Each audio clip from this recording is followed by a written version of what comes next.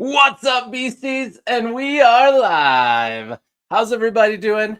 It's me, it's Triple B, your friendly neighborhood bearded book beast. Welcome back to another episode of Beast Friends Forever. Woo! And I have an awesome guest tonight.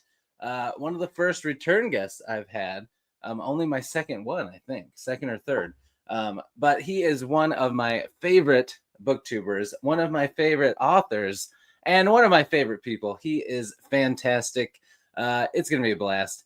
Help me welcome to the stage Andrew Watson. Yay! Thanks. That was such a nice intro. Oh man, I haven't done one of these for like a couple weeks, and I got it messed up. I'm supposed to say we are live first, then go into the what's up, beasties. I did it backwards. Threw me off.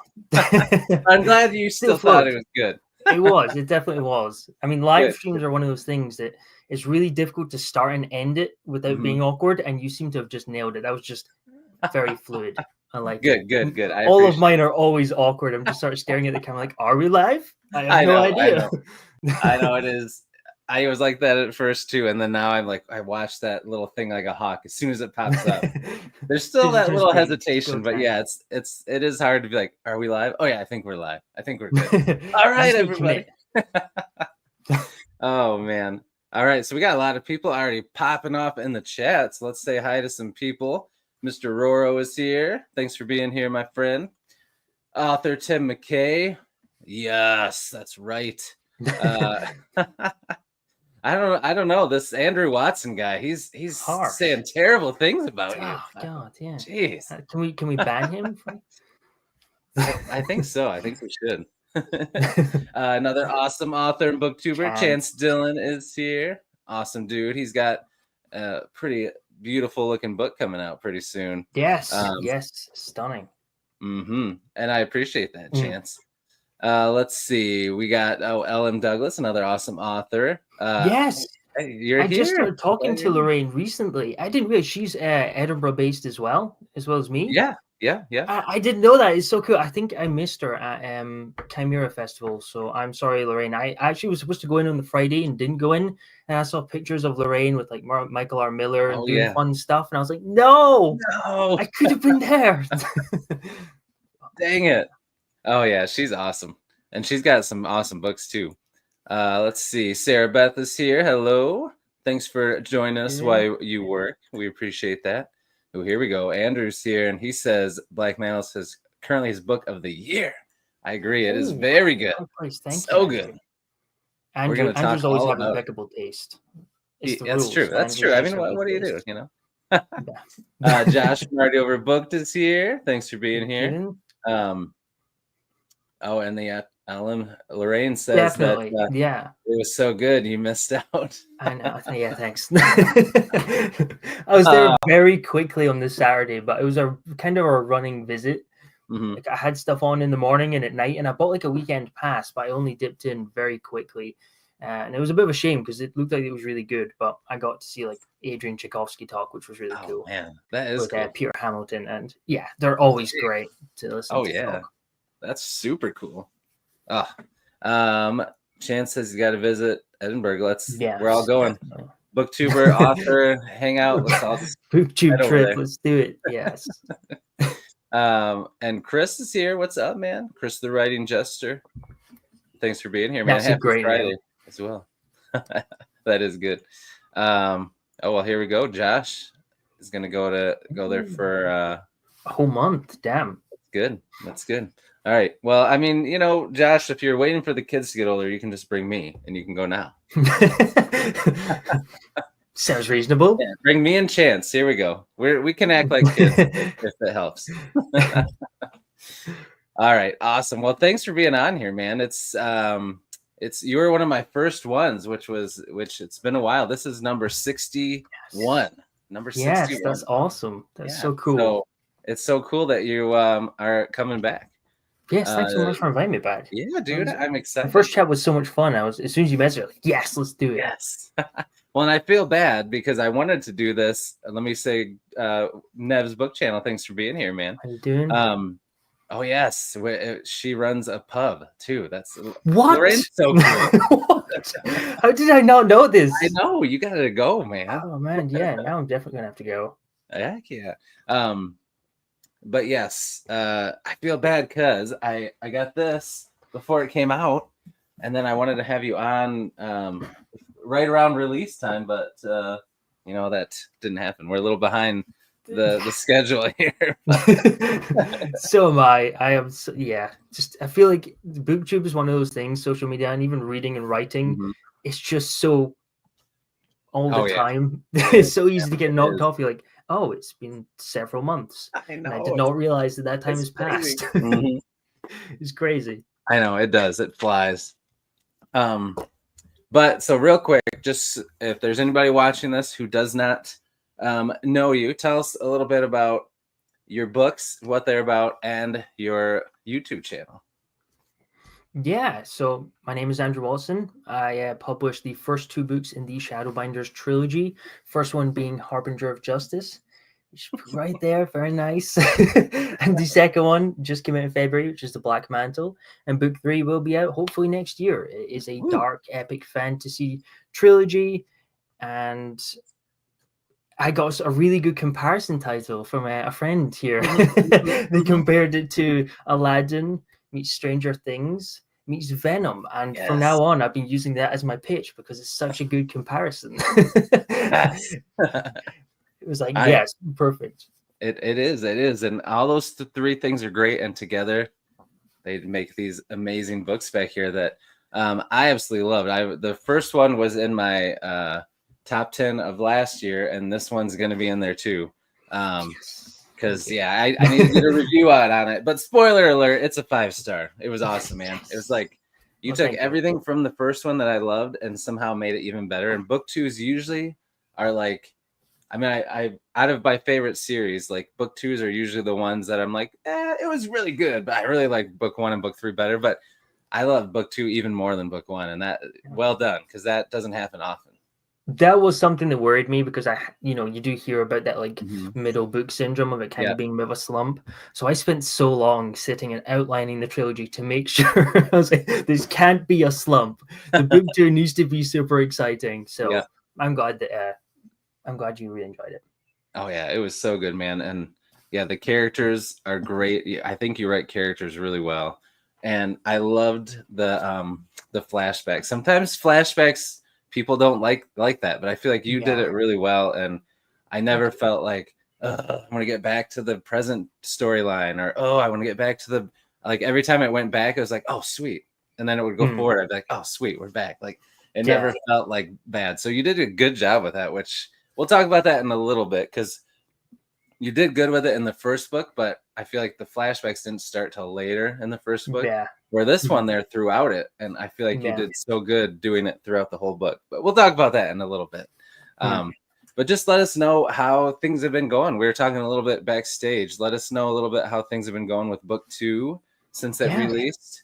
It's been really good. It's been very, very good. Better than I could have thought. You're always worried that the first one is like a fluke. You're like, oh yeah, that's really cool. I can't believe so many people bought it and enjoyed it. That's really cool. But are they going to enjoy the second one? Are people going to want the second one? But no, it's even the pre-order did really, really well. It was just awesome to see so many people excited about it and so many people jumping on it so early, which was great. And yeah, the reviews have been really, really positive. Can't complain. It's been great. Awesome, man. That's so cool. Do you feel like, I always think it's interesting as a booktuber too, do you remember like how many subscribers you had before you released book 1 versus book 2? And do you feel like there's any, like, did that help at all, having that platform? Yeah, I definitely think it's definitely helped. I don't know how much it would help for book 2. I guess it would help. They always say like the best marketing for a book is the next book. So I do think just releasing Black Mantle has certainly helped Harbinger as well. Oh yeah. If you can see it even in sales and like the KU page reads, it definitely increased just before and into the release and after, because book 2 was coming out, which was really cool. And yeah, I think a lot of that has come from YouTube, because I don't do a whole lot of marketing out with. I just kind of hope that people would find me and pick it up. Just cross my fingers. I do send books out and stuff. I have like a ARC reader team and send books to other reviewers and such, but I've only really played with sort of paid ads twice. And even then, I've kind of run them for like a couple of weeks. And I'm always worried that I'm doing something wrong and I'm going to tank the algorithm for my book. I did... I was talking with some other author friends and we're talking about keywords and sort of metadata stuff. Oh, yeah. And I was like, okay, that sounds really good. I'm going to tweak something in book one. So I made this change to one of the parts of the metadata for Harbinger, and sales just tanked. Oh, no. I kid you not, the next day dropped off, and I was like, "Oh, you're like, what have I done?" So I changed it back, and then it picked back up. I'm like, I'm never touching that again. Yeah, no. Again, it could have been fluke, but it felt too perfect for when I actually made the change. Yeah, it had to have been from that. Yeah. Because, they say if you can get all that down, it can help so much, but... 100%. Yeah. That's the one thing that I think for a longevity standpoint, I do want to push more on is learning more about that sort of stuff, because the upside to doing most of my marketing through social media is, it can reach a lot of people, but it does reach the online communities. It doesn't really reach sort of the casual algorithm audience that don't necessarily have book accounts or watch book content. So I probably do need to figure out some stuff in the long term. But for now, I'm very pleased. Oh, here we go. Rob Lee is here. Rob's What's up, here. Rob? He says he's gonna I'm gonna do a cover for Rob. Yes. I put up a reel today of me redesigning book covers. Oh, okay. And they were interesting to see. They're good. And I got some offers from authors wanting covers from me. Yeah, so maybe that's my new career. I'm going to be a cover artist. There you go. Oh man. Well, speaking of covers, yours are amazing. Let me grab these bad boys here. So here's Harbinger of Justice, and this isn't this is the art copy, but still the cover's the same. Yeah. So cool. So tell us a little bit about, we talked about your experience with the first book the last time you were on, but for anybody that didn't watch us, tell us about how you found your cover artist and who it is, which is pretty awesome. Yes. So how that experience has gone for you. Yeah. So the art is done by Felix Ortiz, the man, the myth, the legend. Yes. And we did talk about this last time, but I kind of, while I was writing, I was very much checking out what other indie authors and stuff were doing and releasing, watched a bunch of interviews, like this sort of stuff. And that was kind of one of the names that kept on coming up. So that was kind of how I found him. And his work is amazing. He did all of the War Eternal books by Rob J. Hayes. I think that was some of the first ones. He also did GDL, Roselle's covers as well.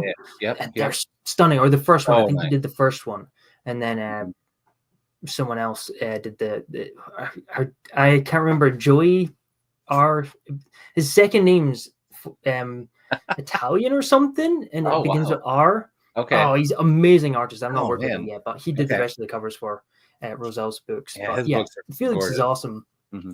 He's really, really good, and we did go back and forth a wee bit on the first book because we kind of tried a couple of different things, and I wasn't really jibing with some of them because I wanted kind of like an illustration. We went for more minimalist sort of abstract style to begin with. I was like, nah. So eventually we landed on Harbinger. Super happy with it. Black Mantle was a different kettle entirely because I sent him the brief and he sent me a sketch and I went, yes. It's perfect. I love it. And then he came back and he was like, what about this? I'm like, that's amazing. Assuming that was the final version. Yeah. He's like, no, I'll tweak it. I'm like, you're going to tweak that? It's perfect. And then he came back and it was somehow even better. Oh, man. So yeah, there was no notes for Black Mantle at all. I did have an art brief up front, obviously, for just sort of setting details and details. But for the most part, he just nailed it first try. He's an incredible artist. Yeah, and it looks so epic. It just looks sweet. It's so cool, man. I thought of this because Chance just said he had to leave, but he said he's excited after reading Silence of Silver to start the series. You should. It's going to be great. Thank you. Chance. And I read that as congrats, but you did write contact. But that made me think. I got that too. So, who did the cover for this one? Was it Felix Ortiz? Chris Yeah, Nasco did the cover for the novella. And yeah, he did an incredible job. And I've talked a wee bit with Chris. I'm not sure if I assume he must have looked at the main, because only Harbinger was out at that time, because it fits so perfectly. Oh, yeah, I'm like, he must have looked at the covers and made it blend in together to make I know, because the art so well. It looks like it just fits. That's why I was like, wait, I thought it was somebody else, but it looks good, man. Yeah, it fit in so well. But yeah, Chris was great as well. Chris was awesome to work with. Very cool. Now, do you think that are you going to do any more novellas, or are you just focusing on book 3? It is not announced yet, but there may be a novella. Okay. Between book 2 and 3. It's coming out this year, perhaps. Oh, all right. Well, we'll keep an eye out for that then. That's exciting. Yeah. All right. I won't ask you any more questions about it then, but I might on the sly where no one else can hear, because that novella was really good. So thank you. Let's see. Chris had said, and it does feel insane. Do you ever like just pinch yourself like, oh man, Felix Ortiz is my cover artist? Yeah, all the time. I mean, it's the same with my editor. I have Sarah Chorn editing, and she was just a name that kept on coming up, and I was like, oh, it'd be so cool to work with her. And then when you email these people and they come back and say yes, it's like, it's awesome. Yeah, it's really cool. That's awesome. And I do have a cover for the next series. It's coming after the trilogy already. Getting ahead on things, and it's a completely different artist because I wanted a completely different style. Yeah. And I'm not going to say who it is, but I was so excited to work with this artist for this. It's a really cool cover. Dang, it's really cool. Wait, so is that? I mean, you don't have to say anything if you don't want to say anything yet. But is your next series connected to this, or is it totally its own different thing? Completely different. I will do a sequel series to Shadowbinders, but I'm moving away for something else first. Okay. Ooh, all right. That's exciting. Something very different. Oh, that's awesome. Yeah. Very cool. All right. Lorraine said Silence the Silver did well in the SM. Wait, how do you say it? SF Inks? Sphinx. So you say it as a word, Sphinx. Okay. I do, yeah. The icon for it's a Sphinx head, so I assume that's how you say it. I've not heard anyone say it out loud, so I'm guessing, but I think that makes sense. Sphinx. Okay.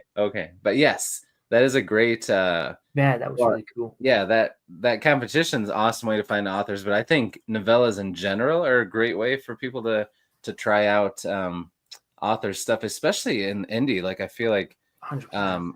Novellas are just great. Like I love to check out a novella from an author that I want to try out because they're such quick reads, and you get a good feel. I mean, it's different. I'm sure as an author, it's different trying to write and cram everything into a novella versus a book, a huge book, but it still gives you a taste of somebody's writing style and everything. So. Oh, definitely, yeah. And the good thing is a lot of indie authors are doing sort of companion novellas or prequel novella type situations, same with Silence. So the upside is you don't need to flesh out everything because you are going to kind of touch on it in the main books, but it still needs to be like its own thing. Yeah, or at least I agree. I feel like you should. Yep. All right.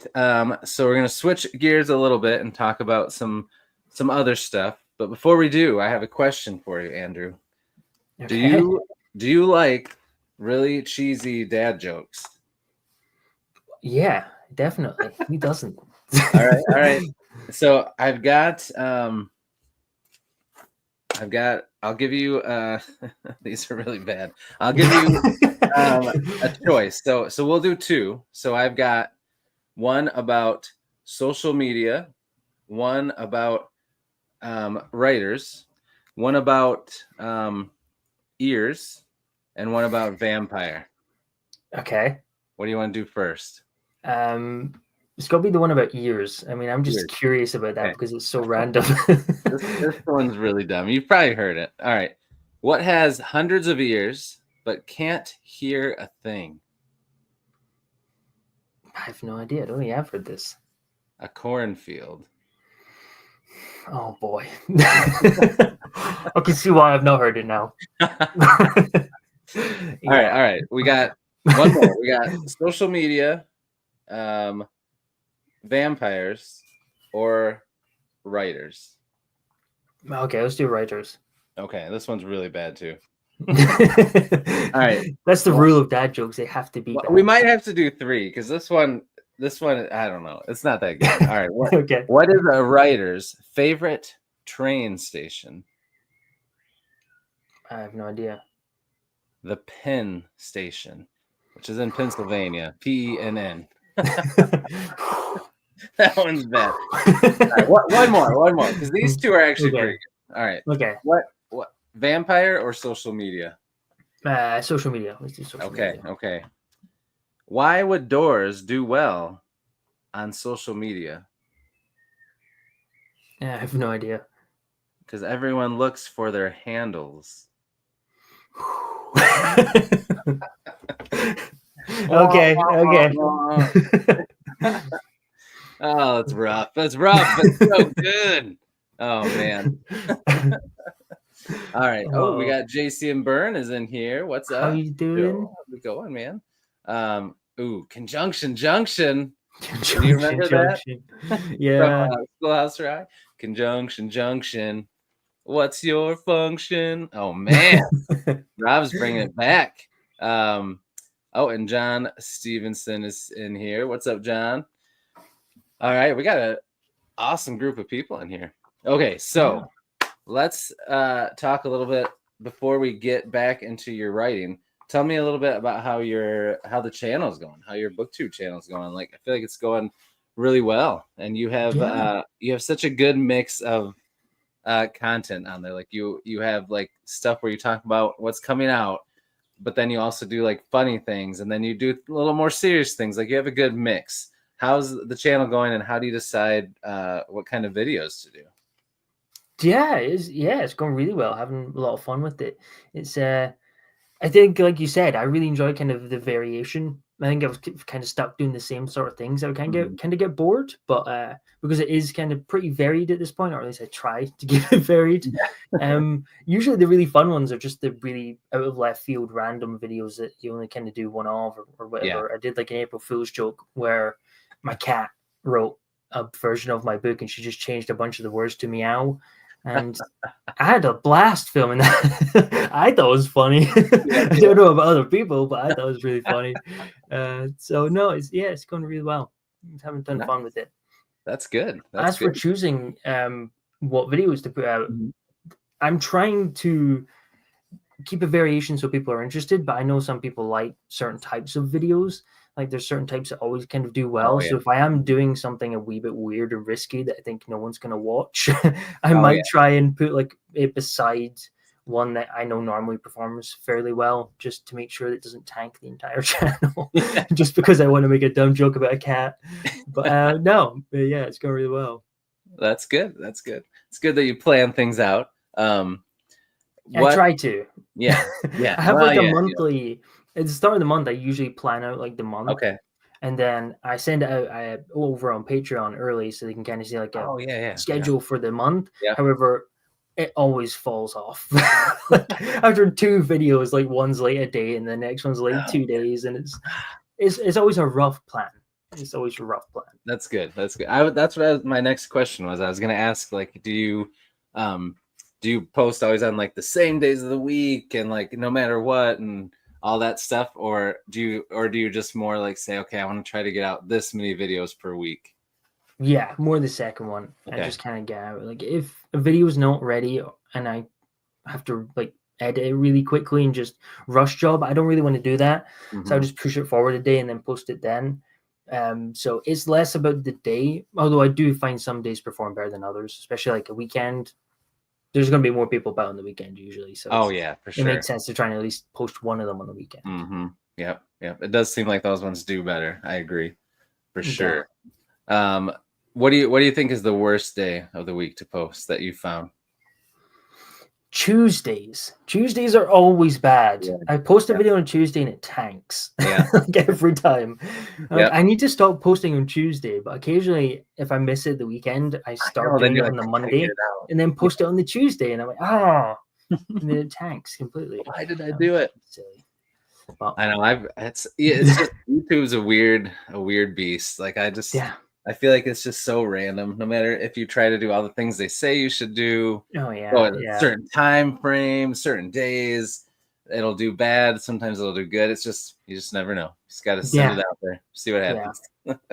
yeah. There's several times I've made a video and thought, oh, this will do well, and then it just flops. And then the other time I'm like, oh, this is a complete risk. I hope someone watches it and it does really well. Yeah, okay. Right. I know, right? Yeah. Just when you start thinking you're starting to understand it, nope. Yeah.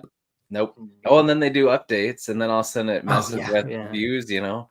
Like, yeah, you get to a point where you're like, oh, all my views are getting in this section, like at least this many views. Then they do an update, and then it's like, well, never mind. Yeah. Oh, Bizarre. but it's do you plan your videos? What's that? You got to plan. Do you plan your videos? I know you plan your live No, stream. I want to. That's something because I just actually today I got a thing from YouTube. It's been 1 year today, which is awesome. Still here. Oh, really? So it's your 1 year for the whole channel. That's awesome. Yeah.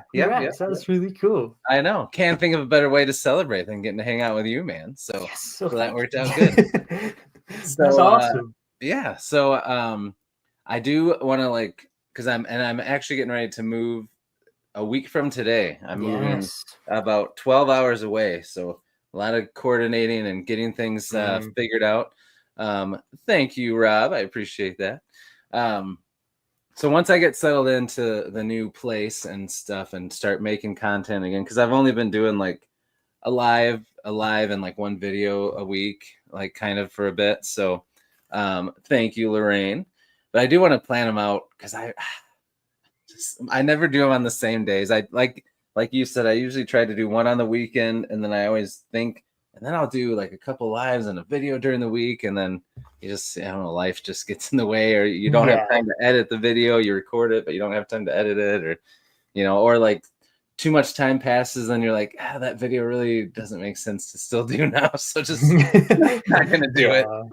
So yeah, I would love to be like just really on the ball and be like, all right, a video every day, every Monday and Tuesday and Saturday or whatever, but I just, not Tuesday. Not Tuesday. Not Monday. Tuesday. No. Don't do it. Any other day. So yeah, we'll see. I'd like to get to that point, but I don't know. We'll figure it out. I must say the view from that walk that's near your new house, beautiful. Isn't that so nice? So cool. Oh, I know that top of the mountain view is so nice.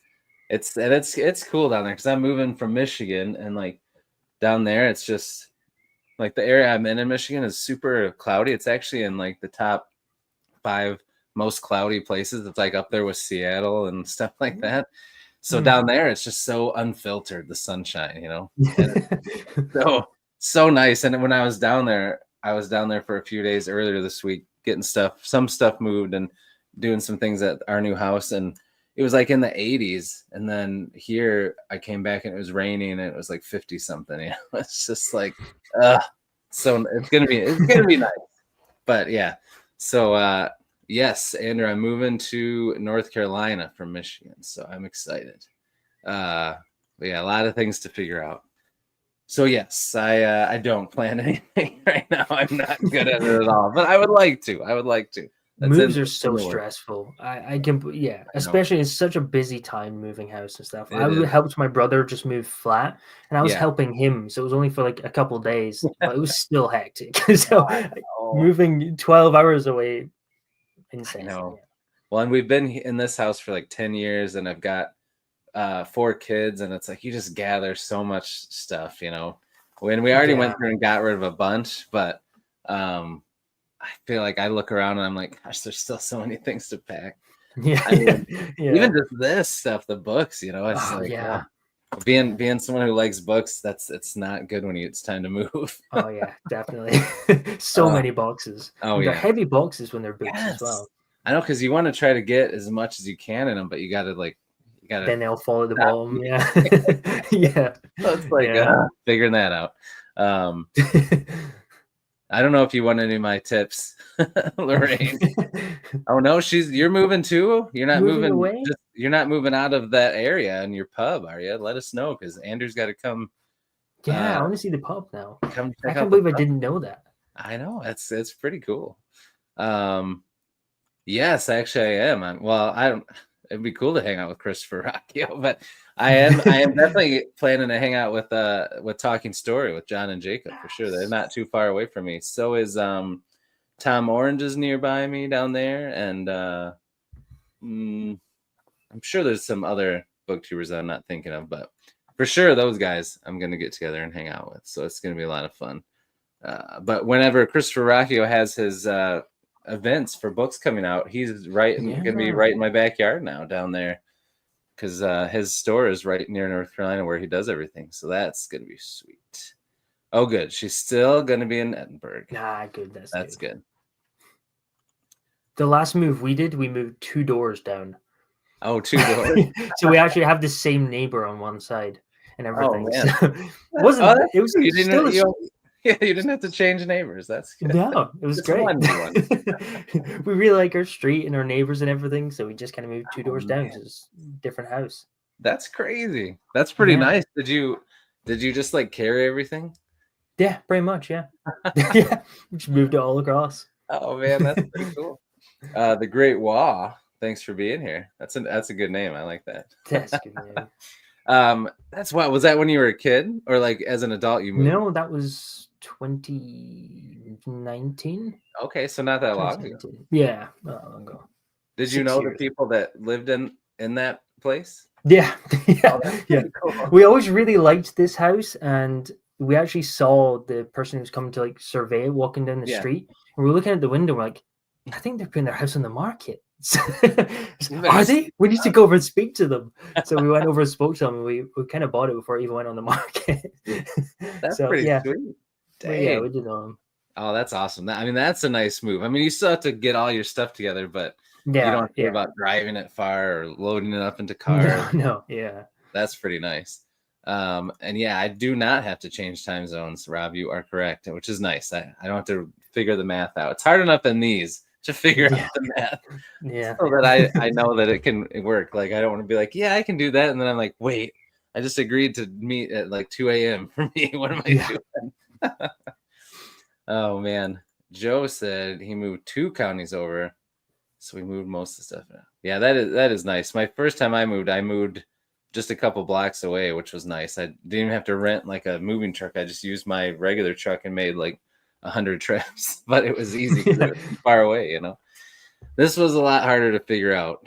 I looked into like a moving company that comes and packs up all your stuff for you, puts it in the truck, drives it there, but it's like 10 grand. I'm like, no, I'm not gonna do that. Really? Yeah. Jeez, that's insane. No, and then like have you heard of the pods where they just drop off this container in your driveway, you load it up, and then they take it?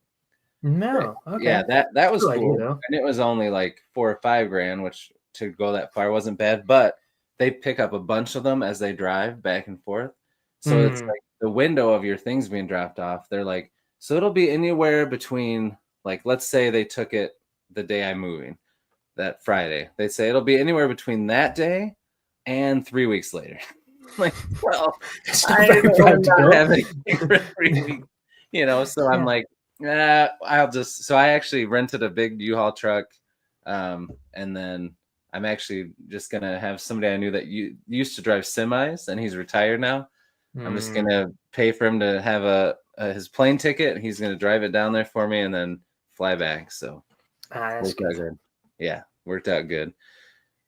So I did think about that. I did think about just doing it myself, but I've never driven something that big, you know, that far. Like I could do it just around town, but to go 12 hours plus, like I don't know, on the highway and stuff. Plus I have dogs that I have to drive down in my truck, and I'm like, I'm just gonna pay somebody to do it, but not $10,000. That's no, that's ridiculous. Too much money. But yeah, so it'll be good. It's gonna be good. I'm excited. The new house has a really nice big office on the main floor. So I've never really had a real office. Like most of the time I was in a storage room, and then my my oldest daughter moved out and got an apartment, so I'm in her bedroom right now, but I turned it into kind of an office, but it's kind of small and crammed. So it'll be sweet to have a nice big office with a window, and it's gonna be pretty sweet. I'm excited. That sounds awesome. You get all the shelves in. Oh heck yeah, I can't wait. I'm pumped. Lucas is here. He asked a good question. Andrew likes Stan more than Anakin. No, it's awful. Anakin has the right idea. It does get everywhere. It's horrendous. That's why in the books, at nighttime, the sand hardens. So it's just going to fall off you and be easy to take off. That's the only reason that world building's there is because I hate sand. Fun fact. Dude, there it is. famous line. I hate sand. Yeah. Oh man, that's speaking of that, I feel like I don't know if I asked you this the first time we talked about your books, but what was the biggest inspiration for that like setting, like the desert type setting? Is it more like historical, you like that period and find it interesting, or what was it? Yeah, it was definitely sort of taking that ancient Egyptian influence and the fact that I just hadn't read much with the desert setting, and I really wanted like an ancient Egyptian inspired high epic fantasy. Yeah, it's just something I just had been looking for and didn't see. So I was like, can't find it. I'm gonna write it. I'm glad you did. It's freaking awesome, man. It's very cool. All right, so I think I'm trying to remember back to when we talked because I've changed some of the things that I asked now since the last time we chatted. So I do want to ask you a little bit about your writing and your process. I think some of this I asked you, but I'll ask it again, but in a different way maybe. So there's usually a couple things that people like to know about an author and their writing process. So and this is true. I'm finding this more and more. Jason said, yeah. And I feel like it goes good because if it's something that you really want to read, there's probably a lot of people that also want to read that same thing. Right. So writing wise, when you are, just in the trenches writing, do you write like are you a creature of habit where you write the same time every day in the same place? Do you set goals for, I'm going to write this much per day, I'm going to write this much per week? Or are you more like, I'm just going to write every day at some point, at some time, in some way, in some place. And as long as I do that, it doesn't matter. I'll be fine. Where do you fall in that spectrum? So it does kind of change between books as well. I do feel like you get better at judging what's going to work for you even. And to be fair, each book is kind of a different thing entirely. So book 2 was even kind of a different writing structure than book 1. But what I like to do is kind of something a wee bit in between. Whereas I do still have this idea that I like to set a weekly goal. Okay. And I kind of base it on 5 days of writing. And the whole idea is when the world eventually decides to throw an obstacle in my way and I can't write on a Tuesday afternoon because I'm trying to come up with a better thumbnail because the video flopped for that day, then it means I can catch up on the weekend, which is quite good. It means if I can just make some time on the weekend to do some writing. But I do try and treat it kind of like a job in a way, because it's kind of the same with running. If you're trying to go for a goal, that doesn't mean you're going to enjoy it in the entire process. And you do just kind of need to sit down, get words out, especially with that first draft. Sometimes when I'm stuck, the best thing I can do is just shut off everything, sit down and write terrible words. I just have an hour of terrible words. And sometimes that's just enough to cover the obstacle because I'm like, okay, this isn't working because of this. It's easier to reroute than just having nothing and staring at a blank screen and trying to figure something out. Right. I do try and treat it with some sort of rigid structure in a way but I'm still trying to keep it flexible because if you do treat it too rigid and then you aren't able to hit those goals or write at that time, you don't want it to completely throw you off. And then say, if I didn't do that day, then I'll pick it up next week. And then suddenly you didn't write for 4 other days that you could have been writing. So I don't write at the same time every day. It doesn't matter too much what time for me. It's just whatever works around my schedule. If I do have a video that's going out that day and I need to edit in the morning, then edit in the morning, write in the afternoon. Or if I'm busy in the afternoon or going out somewhere, then do my writing in the morning. That's fine. But I do try and have an aim, but have it flexible enough for some wiggle room just in case things go wrong, because they always go wrong. Always. Well. Yeah, That's that's smart. kind of my aim. Yeah, that's good. That's a good way to do it. Now, are you someone that likes to write? Do you write at home more? Because I know sometimes you go like write at like a coffee shop or something like that. Like, what do you go different places? Do you have a favorite place to write? I would say 99% of my writing is at home at my desk, but occasionally I do, if like, for example, we've had like a new kitchen, which has caused mayhem here. So Oh yeah. it makes it a lot easier just to kind of take your laptop and go to a coffee Oh shop. yeah. Yeah. Don't really have a favorite. I kind of move about a wee bit. I Okay. really want to write there's a Waterstones and Princess Street, Oh, and there's okay. a cafe at the top floor, and it Oh, looks onto Edinburgh Castle. that's Every time I cute. go, there's not a single chair free, and I'm like, What? ugh. So Dang I've it. never written in there, and it drives me insane. Every time I go past, I go in just to check, and it's always full. So I need to Man. find some mysterious off-peak time that I've not figured out yet. But You need to bring, yeah, you need to bring like one of those pop-up chairs that are like in a small ball. yes, Put it in a yeah. bag Just bring with in a your stuff, backpack, pop and then up just by the pop window. it up, Yeah, sit in the I'm middle sitting of the here. room. That's what I need to do. It Uh, might get to that point because it is always packed. oh man, Honestly, well, no wonder it sounds like it's such a great view. That's awesome. to be fair, it is. Yeah, Oh man, it I'll have to is look really it cool. up. I'll have to look it up online to see it. We got a couple other people that popped in. Another awesome author, Alex Shurman, is here. What's up? Howdy, my friend. And Timothy Wolf, what's up? Beastie, how's it going? Happy Friday. Happy Friday. Well, okay, so what time is it for you again right now? So for It me, it's is 4 p.m. on, well, not, it's 4:42 p.m. on Friday. What is it for you? 9:42 on That's what I thought. Friday, but PM. Right. Got it. So you're 5 hours. Is Ahead. that after or ahead? How do you say that? Ahead, right? I would say. Yeah. But who knows? It's difficult. It is really bizarre, especially because I'm in a chat with other authors, and we're like, oh, let's set up a chat, and we'll just kind of have like a chill chat, and it'll be really fun. And the timings are always a nightmare because people all over the world. Oh yeah, yeah. I'm kind of in the middle, whereas like you guys can kind of time like with Australians and kind of do like nighttime morning, but then for me it's like 3 a.m. So I always miss these lives. It's great to finally do them.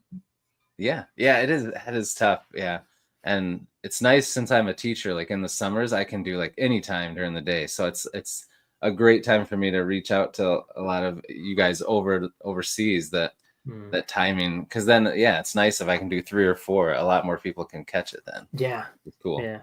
Do you find it affects like how many people are able to watch it? I've not done enough that I'm able to kind of judge it. But do you find like certain times work better for live streams? Yeah. Is it kind of those later ones? Or? Yeah, it does seem like a Friday or Saturday evening one does seem to do really good. But like then I find like this time, if it's somebody that a lot of people know, like for you right now, we're at 21 people are watching it right now, and that's for this at this point, like 40 minutes in, that's pretty good. For me anyway. Yeah, that's awesome. So you're bringing the peeps. It's speaking still of that, bizarre. Tori's in here. Tori, how you doing? What's up, Tori? Thanks for being here. But anyway, what were you saying? That's bizarre. You were talking about. I have no idea. But something was bizarre. Yeah. I feel like right now, this time of day for people in a different time zone, like way different. I feel like I do get a pretty good amount. So it just depends. But in general, I feel like the evening ones on like a Friday or Saturday work. Usually get And sometimes that's different in the summer. An evening one in the summer, people, or like in the winter. It's just, you never know. But overall, the Friday or Saturday evening ones, I feel like are definitely. Trace, just living in the future. I know, I saw that. You are living in the future. Lucas asked a question that I think we both can ask, and you can answer in a different way. But he said, is running a booktube channel worth it? I would say it is, but it depends on two things, right? Why you want to do it and your expectations, right?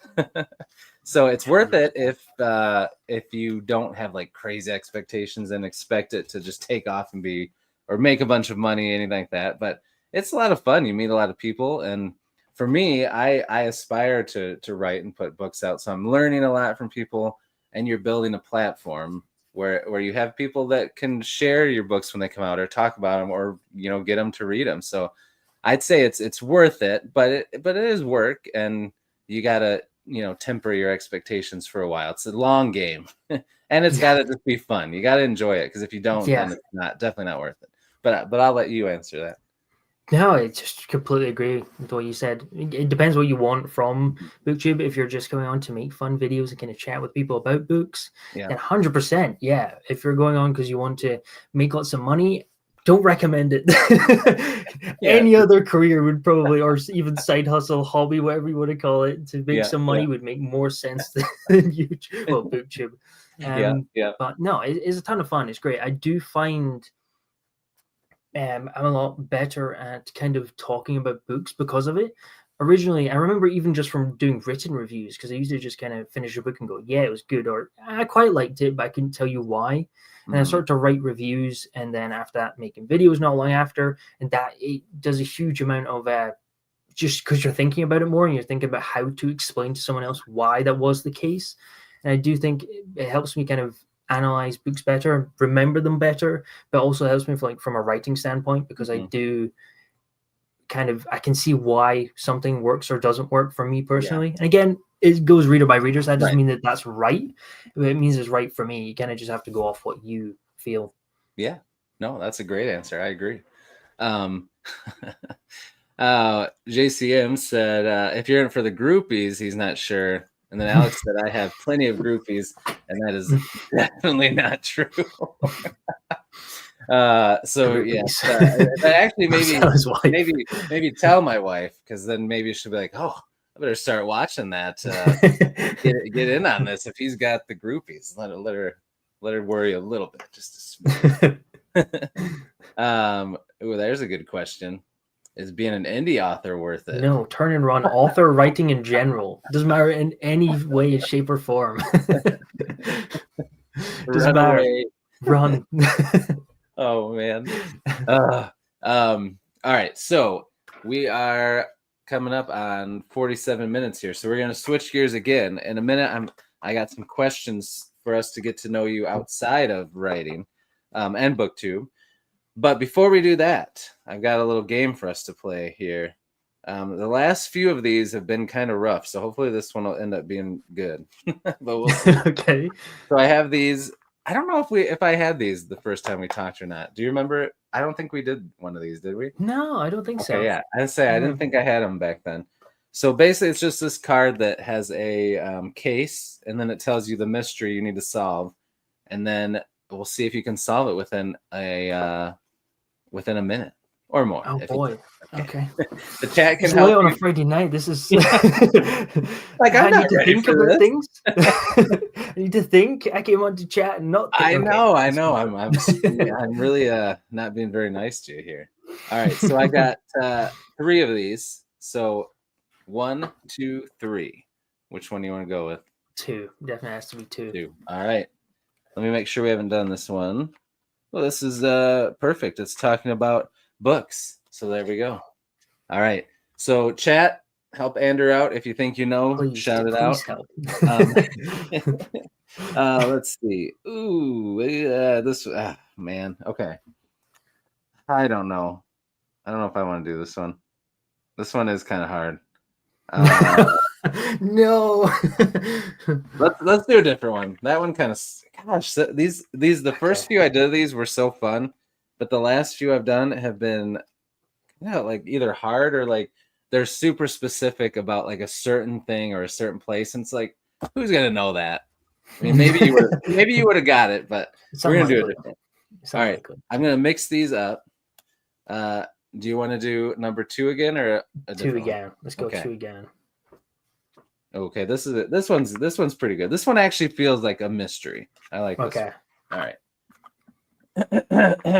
Here we go. Let's see.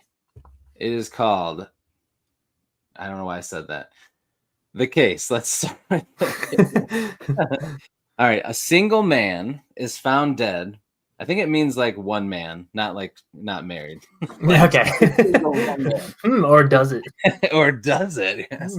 Is found dead, face down in the snow, far away from his home. There are no tracks around him, and it has not snowed in several weeks. Hundreds of people witnessed his death, but only he could have prevented it. What was the man doing just before his death, and how did he die? This one's kind of tough. Skydiving, right? Ooh, that's a good guess. That's a good guess, but not skydiving. No skydiving. He is a little bit of a thrill seeker, but not quite. See, Alex thought climbing, like rock climbing, something like that. That's a good thought too. Now it does give you like 5 or 6 clues. Okay. And as you go through the clues, they get a little more obvious. So I can give you the first couple clues if you want. Yeah. Okay. Okay. Hit me up with the clue. These are some good guesses. Parachuting, but it's not. That's a good thought too. All right. So it was windy and cold when the man died. The man paid to be where he was, and he addressed very warmly. This clue is kind of weird. This might throw you off a little bit, but it says the man was not wearing shoes. Right. Okay. There's still 2 more clues. I feel like they'll be a lot more obvious, so I'm not going to say them yet. Skiing's, yeah. Well, skiing's not a bad guess. I like that. Do you want to go with that one? Yeah, let's try skiing. It is skiing. Is it skiing? Nice. And fell off a ski lift. Ski lift. Okay. Yeah, the next clue was engaged in a recreational activity, and he fell to his death. Okay. Well, you might have been like, oh yeah. So he was wearing, I'm guessing because he was wearing skis, but the whole not wearing shoes, then that makes you think, barefoot. Yeah. That's what I was thinking. Nice job, Lorraine. Way to go. Yes. I'm yeah, Alex. I'm sure you were thinking ski lift. So was I. You know, reading it. That was the first thought. I was waiting to see if everyone else got it. Yeah, right. Oh man. Oh, Mark from the Book Lounge just popped in. What's up, man? Thanks for being here. Ooh, Alex, Lorraine's calling. Oh, that was round of applause. Well done. That was a good one. I like that. That was good. Yeah, I like that one better. That's more of a mystery. Like the one that I didn't want to do. And let's see. I don't think you would have got it because it's so oddly specific. But it was talking about, and now I can't find it. It was talking about a book, but it was talking about it being written around the time of the invention of the printing press or something.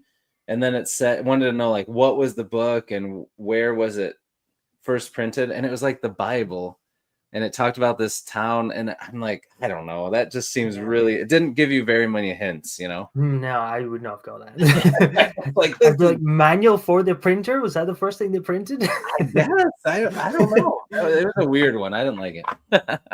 But well done, my friend.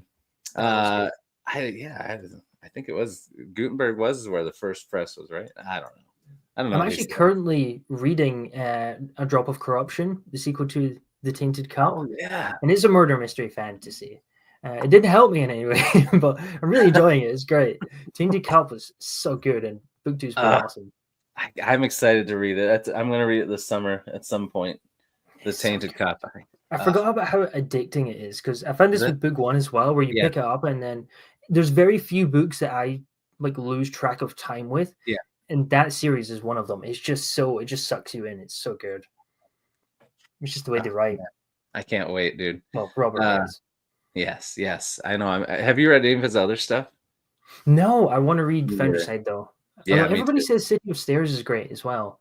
Yeah. It's really cool. But Founderside, just the whole like coding magic system seems really interesting. It seems cool. Yeah, I agree. Man, maybe a lot of people would have got it because Gutenberg and the Bible. I had no idea.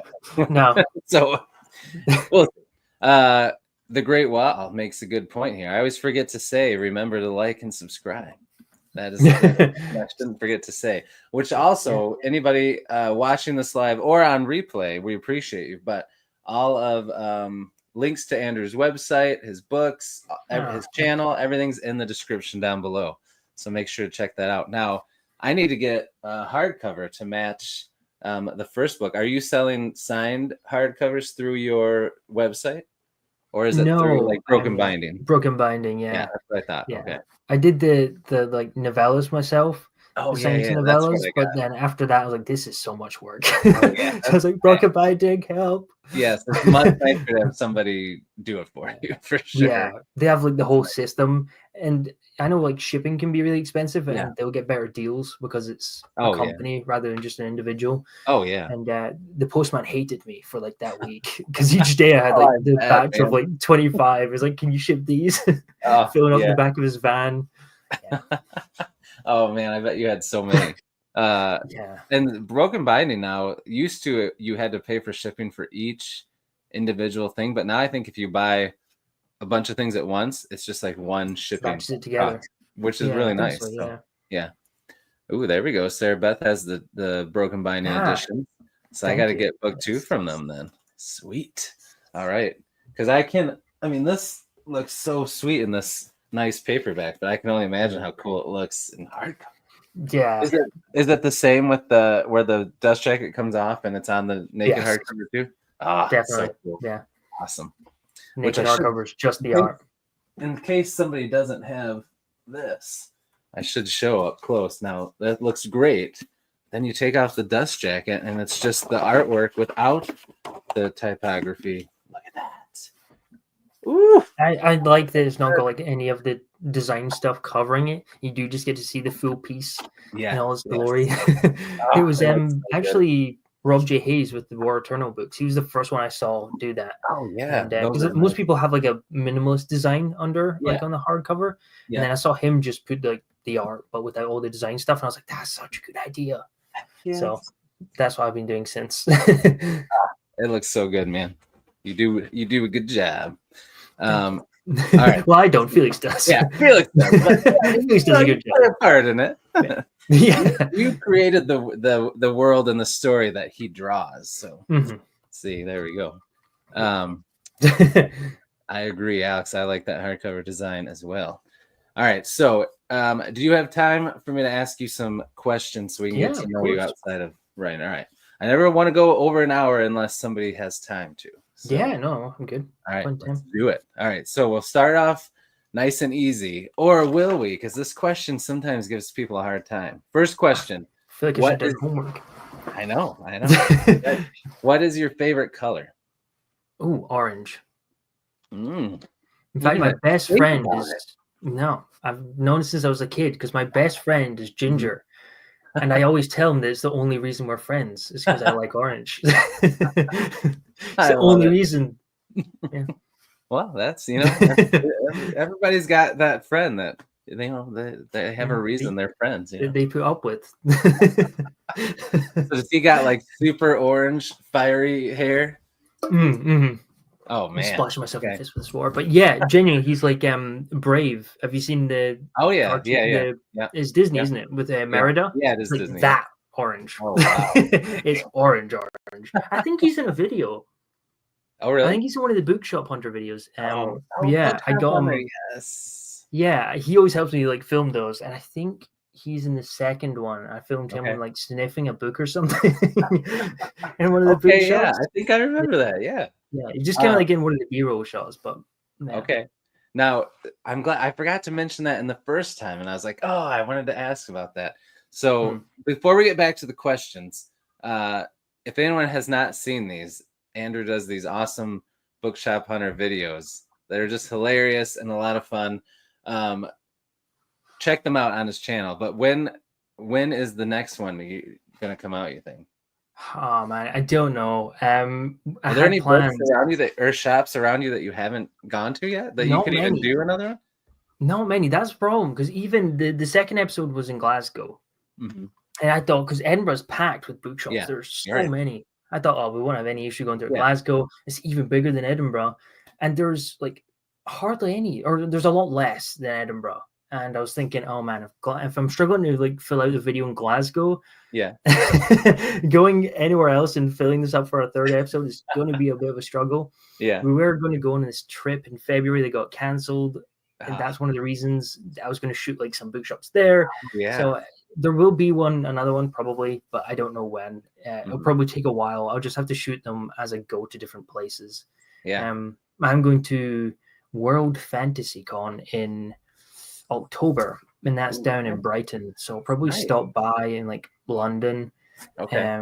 And I do have some friends, Hardy's Books. They have a booktube channel as well, and they just opened a bookshop. So I really want to visit them, and they're kind of in between London and Brighton. Called Tunbridge Wells. They're called Station Books. I really want to visit there because I'm friends with them. And the con is actually at Brighton, so I'll be going that way anyway. So it makes sense to just kind of do it then rather than go early or whatever. So there will be another one. Will it be the end of the year when I go? Probably. It will be a while, but well, that's there good. will be more. The hunter will return. The hunter will return. I just want to do like a tease, like it's time for the hunt or something. Just put a picture of the hat. Yes, do it as a teaser once it's ready. Oh man, yes. Well, I'm excited to check out where I'm moving to, because where I live now, there's like barely any books besides like a Barnes and Noble. There's like barely any bookshops or anything. But where I'm moving to, right in that area, there's probably not a lot, but around it, there's a little bit bigger areas. And then Charlotte, North Carolina is close by, which there's a lot there. So I'm excited. So I'll have to like, if I find an area with a bunch, maybe I can like do like a Zoom call with you and have the phone out. You can see it. You can do it for me through there. That sounds like a good idea. We'll set like up like a robot, and like my head is like the screen. We can, like, put the hat on. Let's do this. Yes, we're on to something here. I like it. All right, so bookshop hunters. Yes, I like it. Yeah, we're on to something international. All right. So here we go. Don Coven is here. What's up, man? Bookshop Hunter. Yes. All right. So next question. Your favorite color is orange. What is your favorite food? If you were going to go eat and you can only get one thing, what is the one food that you would want to get? That is a good question. It might be ramen. I do like ramen, like a chicken ramen. Nice. Okay. Okay, I was going to ask what kind. So chicken, that's the one you go with? I think chicken, yeah. That's good. I think it might have to be. Man, now just like the kind you make at home? No, I've made it before, but it's extremely difficult to make well. So I found this recipe, and it was like, really authentic, and and I tried to follow it, and I couldn't find half the ingredients in any of the shops. So I was like, I think I picked too difficult a recipe here. If I'm struggling to find the ingredients, and I've been to 3 shops. Geez, yeah. So like legit ramen. Yeah. So at first I thought you meant just like the little package that you throw it in the pot. Yeah. No. I like that, but not as much as like proper. Okay. Nice. I don't think I've ever had like proper like real ramen before. Oh, you need to. It's really good. Try it out. Okay. Yeah. All right. Definitely. Very cool. Punish John is here. So this is if you know, you know. Oh, I do know. It took me a minute. I was like, wait a minute. I know. I'm like, read through that, and So well, I'm glad you're here, Punish John. It's good to see you, my friend. Here we go. That's good to know. Good ramen place in Charlotte. So I'll definitely need to check out. Yeah. We'll just make it a bro date with the little robo phone thing. We'll do that, and then we'll go to some bookshops. Yes. All right. Sweet. All right. Next one. I have to think about this one because I do know some things that you're. All right. So this question is I usually ask besides writing, but also besides booktube and besides playing guitar, because I know you're actually good at that too. What is a hobby or a talent that you have that people may not know about? Now that I've taken away all these things that's about it. That's the only things I'm subpar at. I guess I don't want to do like video editing or something that's kind of cheating because it's tied in with booktube. Running, I do a bit of running and stuff. Okay. I've been slacking the last like 6 months, but in the past I've been a lot more on the ball, and I kind of run like 10Ks I've not pushed it much further than that yet. I've run like 16K, but I'm pushing up to half marathon eventually. But yeah, 10K, and then I was just trying to see how fast I could do 10K in it. So. Oh man, that's pretty cool. Yeah. Where have you gone anywhere like far away to do any like races or anything? No, there's lots of kind of around me. There's a couple in Edinburgh I do. Well, I do most years. I've not done this year. Again, slacking over the last 6 months. But I think I've done them for the last like 4 or 5 years. Wow, that's cool. Kind of every year. We have like a local one with our town, and then there's like a couple big ones in Edinburgh. Yeah. So I am going to be doing there's one in August in Edinburgh. Okay. Nice. So actually, I really need to train for that because I've not. If you haven't been for a while, like you probably gotta, because even though you're used to running, if it's been a while, you still got to train a little bit, right? Oh yeah, need to knock it right back and build back up. But yeah, we'll get there. Oh yeah. By August, it should be fine. That's awesome, man. That's very. that's a good hobby to have for sure. Do you ever want to do like any of the Ironman things, or where you add in like bike riding or swimming or anything like that? I don't know. I've always liked running, so probably not. I think I would just push it more with the running. I'd love to eventually move up to half marathon and then a marathon. I do think marathon, I've heard it from so many people that run it and just like you do it once and go, that's enough. So I don't know if I'll become a marathon runner, but I do want to do it once and have it ticked off. Say I've done that. Sweet. All right, I'm gonna ask you about that every once in a great while when you're doing that marathon. Yeah. So not this year, please. No. No. Yeah, you gotta check things off the box working up to the marathon, right? So yes, yeah. That's cool, man. That's good. All right. What was your first job? Oh, does paper round, does that count? Yeah, that counts. Yeah, I did like a paper round I think that was that primary or high school? Oh man, I can't remember, but yeah, right. Like I did it before school in the morning. I got my bike at like 5:30, and then you do the round, finish it by like 7, come back, shower, get dressed, and go to school. Dang, that's pretty sweet. Yeah, I mean, you had your evenings free all the time, and you were making money. That's pretty good. Yeah. Dang, yeah, and to be fair, the Christmas, if you did it around Christmas time, you got tips from all like the people who were doing it. Yeah, and it was pretty good. As like a kid, it was the best thing ever. That is pretty awesome. Did you have pretty good aim? Or was there like a bin that you put the newspaper? Oh no, you had to post it. That was it slowed you down a bit because you kind of had to hop off your bike and go and actually post all of them. Oh yeah. Oh man, so you couldn't just chuck them as you went. Sadly, no. That would have made it so much quicker. I wish I could have. Yeah. Do you remember that game? I think it was just called Paperboy from way back in the day. I know of it. I didn't play it, but I know of it. Man, that was a fun game. Yeah. That was pretty cool. That's pretty awesome. Did you make pretty decent money where you felt like it was worth it getting up so early? No. No, it was not worth it. It was not very good. Especially doing it over like the winter when it was freezing cold. Yeah, I was gonna say, isn't it get pretty cold by you? Yeah. Trying to cycle on the ice was. Yeah, I was gonna say, was it even safe? No, probably not, because it's pitch black as well. It's so dark that early. For that time, it doesn't get light till 9-10. We're at school by the time it gets light. So, man, probably not. When it wasn't worth it, it wasn't paid well, but you're a kid, so it's right. Any amount of money was good when you're young. It's money. What did you do with your money when you're that young? Were you a good saver, or were you just like as soon as you got it, you went and bought something with it? I can't really remember. I'm not sure. I wasn't like a big spender, but I wasn't good at saving either. So who knows what happened to it? I know, me neither. I would always buy DS games or something like that. Yeah, I was gonna say I'd always go buy a video game or go to the comic book store, go buy books or something. Yeah. Pretty cool. All right, now we talked about your first job. Do you remember your first car?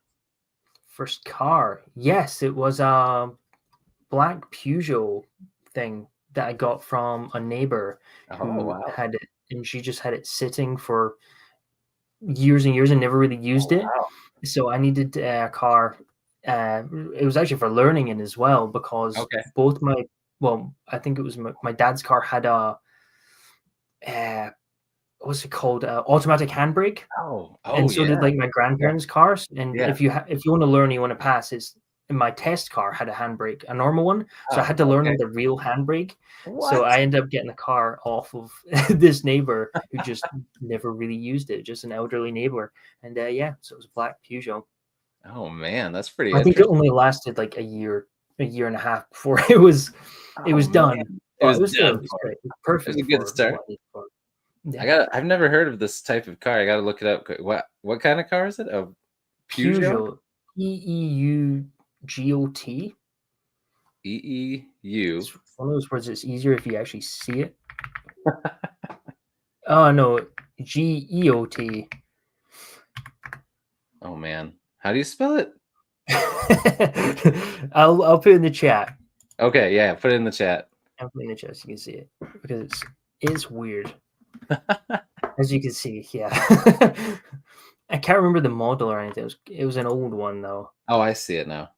Yeah. All right, hang on. I don't know if it's yes, but that was it. Oh man. Well, this is showing really new ones. It probably wasn't as nice as these ones. But... No, it was an OBL black one that just like most of the like clutch was gone and it just was. It rolled. It worked. It was yeah. All right. Well, okay. Let's see. Did it look like? Whoa, man! Some of these are. Now, was it more like boxy like this? No, it wasn't quite that bad. Okay, so then it was more like something like this. A wee bit like that one. Yeah, a wee bit bigger than that one. But yeah. Okay, but that roundy style kind of. More rounded like that. Yeah. Okay, that's pretty cool. I'd never heard of that kind of car. Yeah, well, I'm glad you survived. Yeah. Me too, driving it. 2 or 3. Maybe? Come on, EL. Come on, man. I saw that. Yeah. My man car doesn't have very many points on it already, so it's all right. French. Okay. All right. Well, I know very little about cars, I must say. Oh yeah, me neither. But with YouTube now, you can attempt to fix a lot of things. That's true. Yeah. But I don't know, with new cars, it's too hard. Old cars, everything you could get to it easier. But now with everything with like computers and you got to take apart the whole engine just to get to something that's it's just not worth it. It's easier to just take it somewhere. But all right, very cool. All right. So let us know some of your favorite movies and TV shows. I guess I always say TV shows, but it's probably more like streaming shows nowadays, you know. But, well, I feel like you can't have to say Lord of the Rings. It's kind of like the rule. Like everybody, yeah. But it's always going to be out there for me. More recent one that I really, really enjoyed. I say recent. I don't know how old this film is now, but Everything Everywhere All at Once. Oh yeah, I haven't seen that. I wanted to. Yeah, it's awesome. It's really good. It's ridiculous. It's so over the top, but it's really like impactful as well. Fantastic. As for like TV shows, BoJack Horseman is always up there. I love that show so much. So definitely like an all-time favorite. More recently, Arcane was really good. Talking about recent shows. Oh yeah, Arcane was awesome. I gotta watch season 2. I haven't watched it yet. Have you not? Oh, season 2 is really good. Yeah, I heard it's good. Awesome. It's really good. Nice. I say so much about you, Andrew. What did I say? I don't know if you're talking about this or something else. Future through bicycles.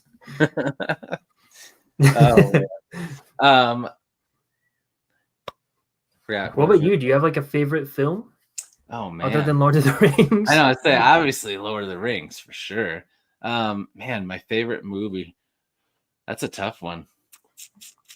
It'd have to be like I'd have to think about it in stages. You know, like when I was a kid, I really loved Ninja Turtles, and I remember going to see those original movies at the movie theater. Yeah, it was so cool. They were so good. Or like Jurassic Park. I remember loving that as a kid. But movies I've seen lately, man, I'm like a comic book superhero junkie. So I loved all the early like Marvel stuff. I love Star Wars. Not the newer ones, of course, but all that stuff I love. But movies that like I still think about because they just had like crazy endings, like Departed. Did you ever see that with Yes. yeah, Yes. that was a crazy movie. Yeah. Yeah. Yeah. That was pretty good. That's an amazing cast as well. Oh, it was. It for sure was. What was the last movie I went and saw? I feel like now, once you have kids, like you'll know this someday. Like I feel like all I ever go and see now is the latest like DreamWorks movie or Pixar or Disney. You know, like I went and saw The Wild Robot. I saw at like Christmas time. That was really good. I've heard good things about that actually. Yeah, it was pretty good. It was pretty good. Yeah, I don't know. It's always that question. Like, I know as soon as like later tonight, I'm I know like, later. I should have said that. I'm an idiot. Yeah. Why did I not my favorite? Yeah. But yeah, that's all I got right now. And show wise, yeah, same. A lot of the same ones that you said. But yeah, lately I'm trying to think of a show that I watched recently that I loved. I know, same thing. My mind's going blank right now. Yeah. But it'll come to me later on. Yeah. Let's see. Next up, what about video games? Were you ever a gamer? Are you currently a gamer? When you have time, since you don't have anything else you're doing. Yeah. I got a Switch too. Oh, nice. Did you? On Saturday, yeah, and I was so excited about it, and I think I played it for like an hour and a half since Saturday last weekend because I'd be really busy, and I'm like, come on. So hopefully I'll try and make more time this weekend for it. But yeah, what were you playing on it? Like, what's your favorite games to play? Yeah, the new Mario Kart is like the only kind of new one for the Switch 2 that I'm really excited about. But it is patched a lot of or upgraded a lot of the old games, so I didn't actually finish Zelda Tears of the Kingdom. Nice. Okay. So I booted that up just tonight, and it was like, you know, stretched up to 4K and it's all updated graphics. I'm like, it looks so good. So I might actually finish that now, or at least chip more away at it because it's such a long game. Oh yeah, but it is a ton of fun. Oh man, EL put out a bunch of great movies. That's true. Blade Runner, very good. Oh yeah, Snatch is good. Fifth Element, those are all really good. Well done, EL. Those are all very good. Martial arts movies are fun. I agree with that.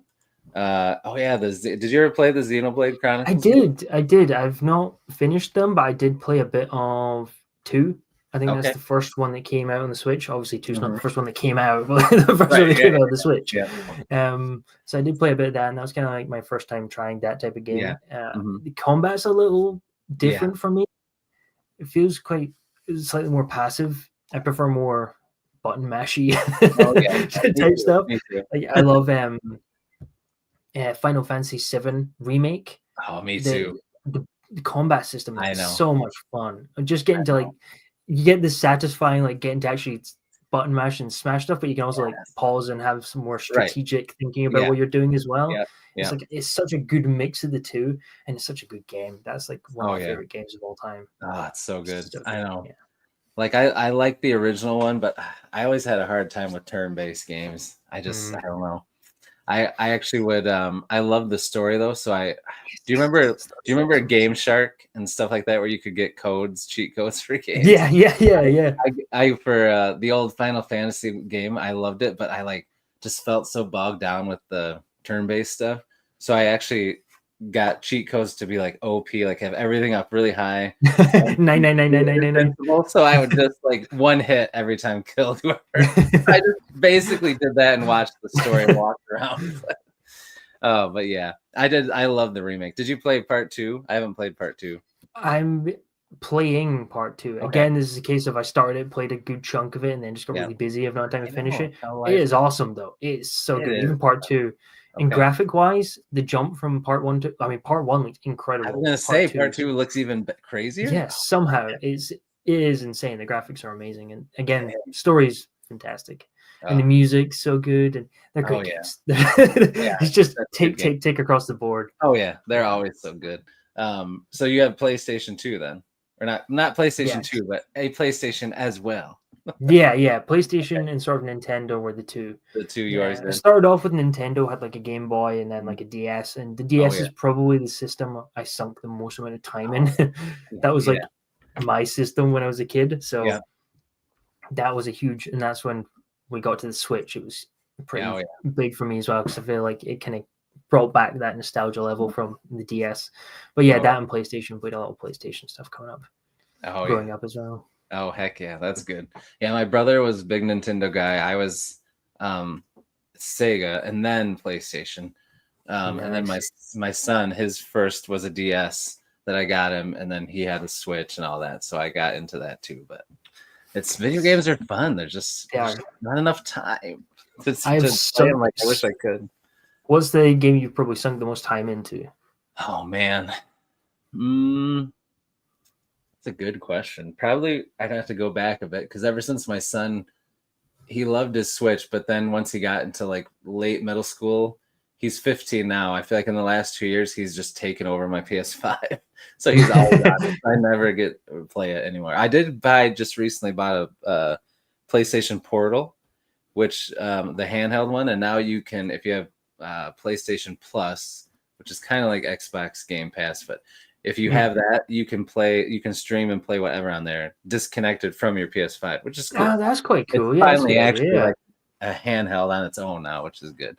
Yeah. But man, if I have to think back what I played the most, gosh, it's kind of embarrassing. But honestly, probably like the old Grand Theft Auto games, because I would just get on to play it, the story mode, and then I would just like run around and just do start trashing stuff. Things.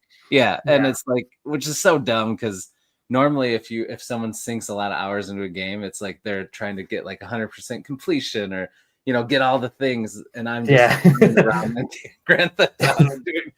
Let's see if I can get the tanks to come after me, or the FBI. Like, yes, I did that as well. So much fun. Yeah. Did you have the page of notes of like the buttons that you do for the cheat codes? Oh, of course. Like, up, left, right, triangle. yeah, for sure. But probably, and I had a lot of hours sunk into any of the what do they call them? My mind just blanked as those the really hard games, like From Software. Souls like. Yeah, those Dark Souls games. I suck at those games, but they're so cool looking. I want to be good at them, so I just keep trying, and I just I sink a lot of hours in those. Again, that doesn't help me because I'm not making progress. I just over and over again. But I'm in the same boat. We try. That's what's important. Oh yeah, here we go. Liberty City, just drive around. That was cool too. You could change the stations and the song. Yeah, that's good. Nintendogs. Yes, love Nintendogs. Nice. Such a good time. Oh yeah. All right. All right. So let's bring it back to books a little bit. So I got 2 questions for you. One, well, actually, yeah. Okay. First, let us know what are some of your favorite books that you've ever read, and then maybe some that are your favorite you've read since you started BookTube. I don't know why I keep leaning out of screen. So we can see the books. I've done that like 3 times.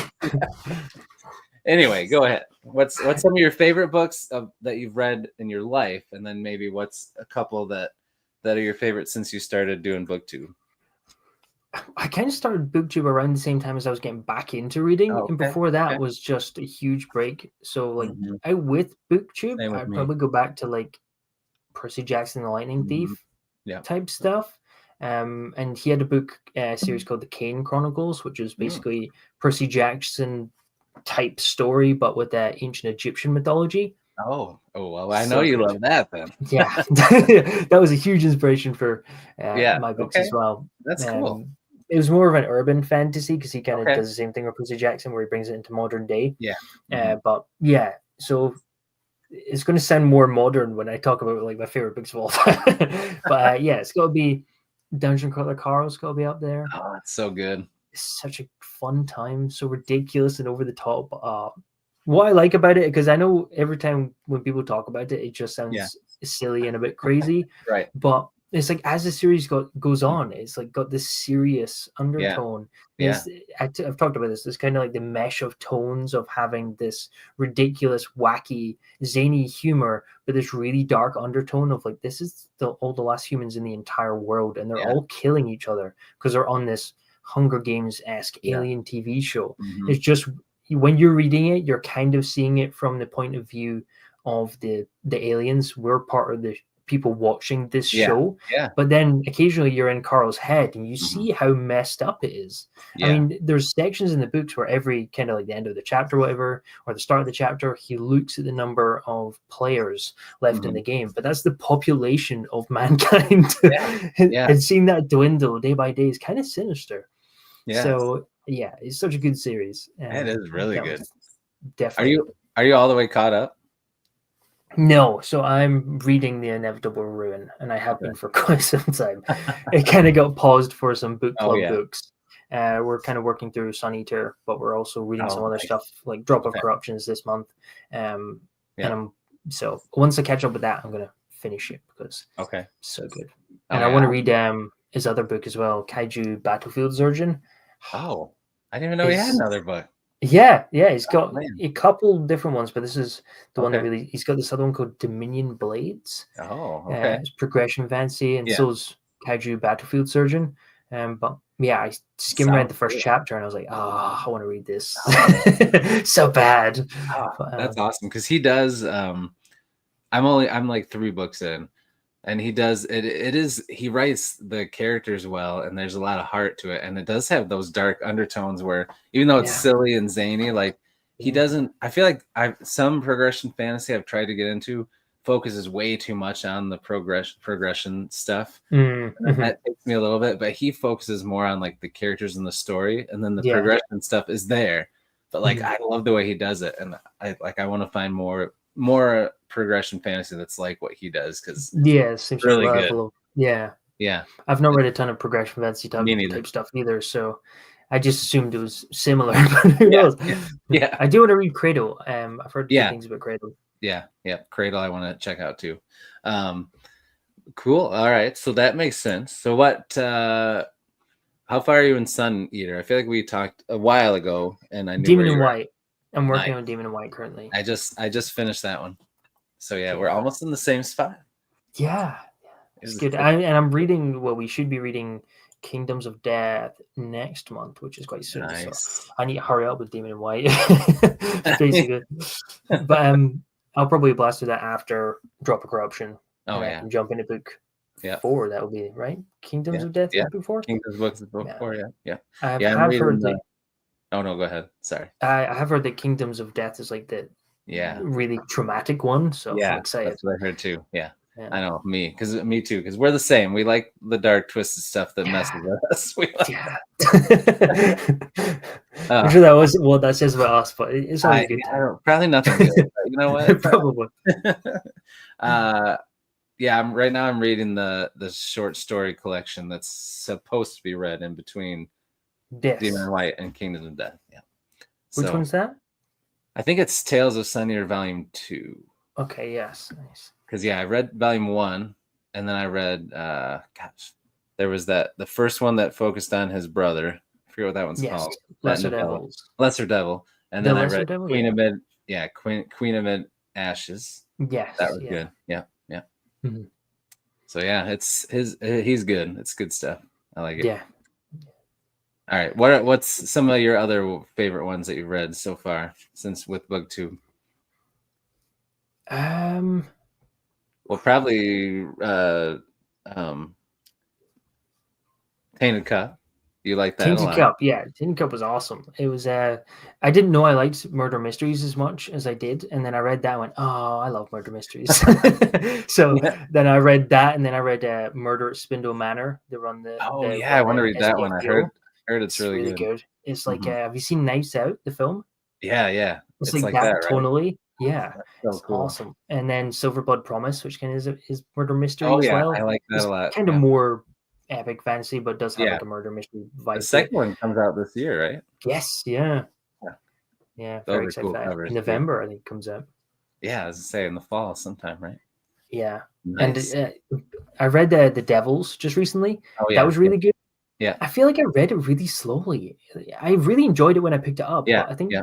part of my issues with it is that it was a good time reading it, but I wasn't concerned about the characters or where it was going, because it kind of has this quest-like structure, but like the ending is just kind of a very vague kind of goal. Mm. And you're just kind of like, oh, okay. But every time I picked it up, I'm like, oh, I love these Yeah. characters. I love the banter. It's a ton of Mhm. fun. But Yeah. then when I put it down, I'm like, I don't need to pick it up right now. And so I feel Yeah. like I read it really slowly, but I did really enjoy it. Yeah. Yeah. But then I picked up A Drop of Corruption last night, and Mhm. then I read like 4 or 5 chapters. I'm like, Oh oh, dang. this is so good. It's awesome. You need to read the Tainted Oh, Book. I got it. I'm excited. I got to get to it. It's quite a normal length book, maybe like 300, 400 pages, but reads Mhm. so quick. Oh, It's good. paced well. It's not like it's super Yeah, fast yeah. paced or anything. Right. It is paced well. It's just Okay. you just get sucked into it. Oh, And I man, feel like yeah. book 2's already doing the same thing. Same thing. Nice. Yeah. Okay. Awesome. Have you read Red Rising, or you've read First Law, some of it at least, right? I've read a bit of The Blade itself, but I've not read Red Rising yet. Oh, you That haven't read might Red be Rising? Okay. my next sci-fi after Sun Eater. But I'm not Yeah, sure yet. I think if you like Sun Eater, you'll like Red Rising, because it's like, you know how Sun Eater started off, like Empire of Silence didn't have a ton of action in it and stuff, but it's kind of picked up as we've gone to the other books. Like Red Rising is, I don't want to say it's similar because people compare them a lot, but it's got like that epic fantasy feel in a sci-fi world, but it's a lot darker, quicker, and more action quicker for sure. But I think you'll like it if you like Sun Eater for sure. Yeah, from what I've heard, I think I like Red Rising. Yeah, it sounds really good. It is. It's good. All right, sweet. Oh yeah, Chris has read Morningstar. That's book 3 in Red Rising. It was very good, and he says Kingdoms of Death is his favorite, so that's good because we're getting close to that. I know a lot of people say their favorite's Demon in White, so I actually like Demon in White a lot, but I really liked Howling Dark too. Did you like Howling Dark? Was awesome. Yeah. I've not finished Demon in White, so I can't say judge yet, but yeah. Demon in White it's great, very epic. Yeah. The end of the book is awesome, but yes, I loved Howling Dark too, so his stuff is good. I'm excited to keep going. Was Demon in White just as good then, or was it? Yeah. I think it was just as good. Like it was just kind of like in I think it's one of those things where everybody says like, oh, Demon White is like the best one, and you know what I mean. And then it's like I really loved Howling Dark, so then I was expecting like, and Demon White is really good. It's not bad. Yeah. I think I built it up too much before I read it. Yeah. So I like it. I liked it a lot. I think it was really good, but I think I built it up too much in my head. Yeah, I get that. So I had to be like, it's I mean, at the end of the day, it's just a book. It's gonna, even if it's awesome, it's not gonna change my life or anything. Yeah. I did the opposite with the Assassin's Apprentice, because everybody said, it's all right, but as soon as you get to Royal Assassin, it's great. So I went in thinking Assassin's Apprentice, it'll be okay. Yeah, I loved it. It was so good. I gotta read. That's another one I haven't read yet. It is really good. I think it's because I went in expecting it to be good but okay. Yeah. But it was amazing. I just loved it so much. Oh, that's good. That's good, because that's what I hear too, and it's kind of made me not push it off, but be like, I gotta wait until I'm like really ready to dive in. Ready to do the trilogy rather than just the first book. Not just do the first book. Yeah. So because I have those really nice illustrated editions. Oh yeah. These ones. Oh yeah, the black ones with the inlay. Yeah, very nice. Yeah, so I definitely cannot wait. I want to read those soon, but oh yeah, good stuff. Let's see. Yeah, and that's a good point too. I feel like once you get into Sunny, I've heard they're just all so good. It's hard to say like this one's better than that one or whatever. So very nice. All right, well, it's been an hour and a half already, man. This is flying by. Crazy. All right, so I'll wrap it up there. So you probably gotta go to bed soon. Start that yeah, exactly. Yeah, I'll be up in, six Still hours for doing my it. paper route. Never quit. I didn't say I quit. My first and only job. Yeah. Every morning before work and everything. They still pay me the same. Yeah. Oh man. But yeah, so we'll wrap it up. And thanks again for coming on, dude. This was so much fun. And Thank you so much for having me. Yeah, dude. It was We'll a ton of fun. definitely anytime you want to come on, but for sure when book 3 comes out, or the secret novella that we talk about down the road soon, Yeah. But I'd love to have you on again anytime, man. It was a lot of fun. For sure, that was great. Thank you.